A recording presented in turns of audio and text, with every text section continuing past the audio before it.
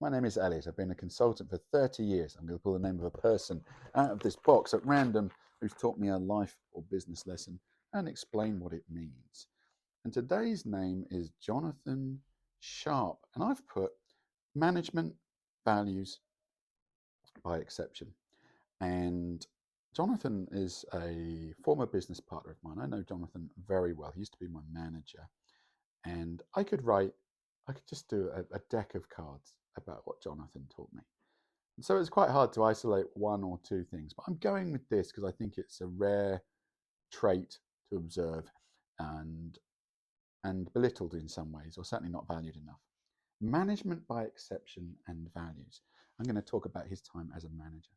What Jonathan did is he would not micromanage. So he had a big team of advisors. Very hard to manage business advisors. They're all opinionated, right?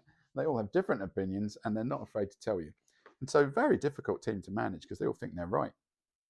And so that's what he is managing and what he's got on his hands.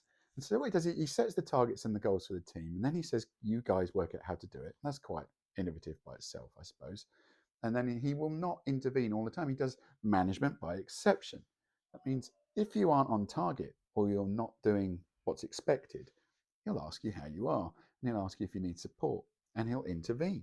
That's the exception. Otherwise, he assumes you're doing a good job. Now, that is a rare trait in management, I find, in my experience. Most people are a bit afraid you're not doing what you're doing and that perhaps you're not working hard enough. And so they intervene all the time and they get in the way. Jonathan never did that. In fact, Jonathan would resist that. Senior management would ask him to intervene to make sure that we were all being watched and micromanaged. And he would resist at his own cost. And that's what I mean by values. He would pay a personal cost, shielding the team from management by micro attention and, I'm going to say it, no, I'm not, over assertive management. He would shield you from that. He'd take all that flack for you as the team because he didn't believe in it and he believed in management by exception. I don't think he ever called it that because he had strong values. And that's what you want in a manager, isn't it?